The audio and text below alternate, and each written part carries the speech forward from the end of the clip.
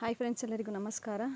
ಇವತ್ತಿನ ಒಂದು ವಿಡಿಯೋ ತುಂಬ ದುಃಖಕರವಾದ ವಿಡಿಯೋ. ಈಗಾಗಲೇ ನೀವು ಕೇಳಿರ್ತೀರ, ನೋಡಿರ್ತೀರ. ತುಂಬಾ ದುಃಖ ತರೋಂಥದ್ದು.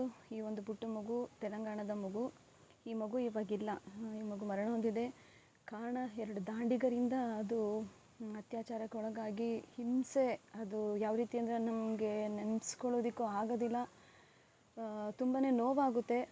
ಹೆತ್ತವರು ಹೇಗೆ ಸಹಿಸ್ಕೊಂಡಿದ್ದಾರೋ ನಮ್ಗೆ ಗೊತ್ತಿಲ್ಲ. ಅದು ಅವ್ರಿಗೆ ಯಾವ ರೀತಿ ಅಂತಂದರೆ, ಈ ಥರ ಮಾಡಿದ ದುಷ್ಟರಿಗೆ ಒಂದೇ ಸಲ ಮರಣದಂಡನೆ ಕೊಟ್ಬಿಡ್ಬಾರ್ದು. ಯಾಕೆ ಅಂತಂದರೆ, ಇಷ್ಟು ಹಿಂಸೆ ಮಾಡಿರೋರನ್ನ ಹಿಂಸೆ ಮಾಡಿನೇ ಸಾಯಿಸ್ಬೇಕು. ಅವ್ರನ್ನ ಹೆಂಗೆ ಅಂದರೆ ಕಣ್ಣು ಕಿತ್ತಾಕಬೇಕು, ಮಾಡತ್ತ ಜಾಗನೇ ಕತ್ತರಿಸಾಕಬೇಕು.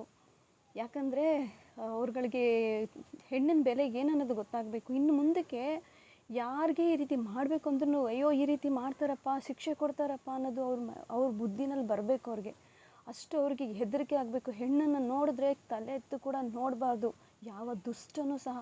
ಆ ರೀತಿ ಕ್ರಮನ ಕೈಗೊಳ್ಳಬೇಕು ಅಂತೇಳಿ ನಮ್ಮ ಒಂದು ರಾಜ್ಯದ ಮುಖ್ಯಮಂತ್ರಿಯಾದ ಸಿದ್ದರಾಮಯ್ಯ ಅವ್ರಿಗೂ ಕೇಳ್ಕೊಳ್ತೀನಿ. ಅದೇ ರೀತಿಯಾಗಿ ತಮಿಳುನಾಡಿನ ತಳಪತಿ ಅಣ್ಣವ್ರಿಗೂ ನಾನು ಕೇಳ್ಕೊಳ್ಳೋದು, ನಿಮಗೆ ದಯವಿಟ್ಟು ಈ ರೀತಿ ಒಳ್ಳೆಯ ಒಂದು ಕಾನೂನನ್ನು ನೀವು ಕೈಗೊಳ್ಳಬೇಕು.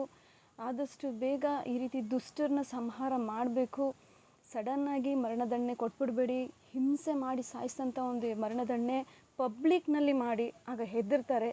ಎಲ್ಲ ಹೆಣ್ಮಕ್ಳನ್ನ ರಕ್ಷಣೆ ಮಾಡಿ. ಆ ಮನೆಯಲ್ಲಿ ಎಷ್ಟು ಗೋಳಾಟ, ಎಷ್ಟು ಒಂದು ದುಃಖ ನಡೀತಿದೆಯೋ ಅದನ್ನು ಸಹಿಸ್ಕೊಳ್ಳೋಕ್ಕಾಗಲ್ಲ. ಯಾಕಂದರೆ ನಾವು ಹೆಣ್ಮಕ್ಳನ್ನ ಹೆತ್ತಿದ್ದೀವಿ, ನಮಗೂ ಆ ನೋವು ಸಂಕಟ ಏನನ್ನೋದು ಗೊತ್ತಾಗುತ್ತೆ. ದಯವಿಟ್ಟು ನಿಮ್ಮ ಕೇಳ್ಕೊಳ್ಳೋದೇನೆಂದರೆ, ಈ ರೀತಿ ದುಷ್ಟರನ್ನ ಸಂಹಾರ ಮಾಡಿ ಹೆಣ್ಮಕ್ಳಿಗೆ ಒಳ್ಳೆ ರೀತಿಯಲ್ಲಿ ಅವರು ಸ್ವತಂತ್ರವಾಗಿ ಓಡಾಡುವಂತೆ ಮಾಡಿ ಅಂತೇಳಿ ನಾನು ನಿಮ್ಮನ್ನ ಕೇಳ್ಕೊಳ್ತಾ ಇದ್ದೀನಿ. ಈ ಒಂದು ವಿಡಿಯೋ ಮಾಡೋದಕ್ಕೆ ಇಷ್ಟ ಇಲ್ಲ, ಆದರೂ ಸಹ ಮಾಡ್ತಾಯಿದ್ದೀನಿ. ದಯವಿಟ್ಟು ಹೆಣ್ಮಕ್ಳಿಗೆ ರಕ್ಷಣೆ ಮಾಡಿ ಅಂತ ಕೇಳ್ಕೊಳ್ತಾ ಇದ್ದೀನಿ. Thank you.